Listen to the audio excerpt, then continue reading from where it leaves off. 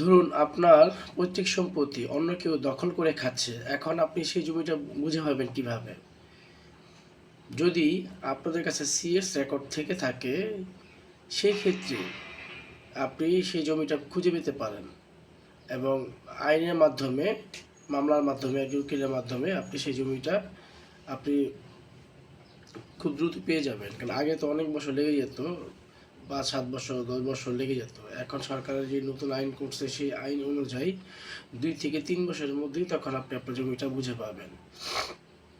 যদি আপনাদের CS record সম্পূর্ণরূপে ঠিক থাকে, দেখা গেলো ঠিক আছে, কিন্তু খতিয়ানে এসে বা আরএস রেকর্ডে এসে অন্য কারোর নাম চলে আসছে, আপনাদের নাম বাদ পড়ে গেছে। যদি সিএস রেকর্ডটা ঠিক মতন আপনার কাছে ডকুমেন্ট থেকে থাকে, সেই ক্ষেত্রে আপনি এটা জমিটা বুঝে পাবেন। যদি অন্য কেউ যদি সাবকবলার মাধ্যমে যদি আপনার জমিটা দখলদারিতে নেয় বা অন্য কাছে বিক্রি করে দেয়, সেই ক্ষেত্রে কোনো কাজ হবে না। যদি সিএসে আপনাদের রেকর্ড আছে, সেই সূত্রে জমিটার মালিক আপনারাই হবেন।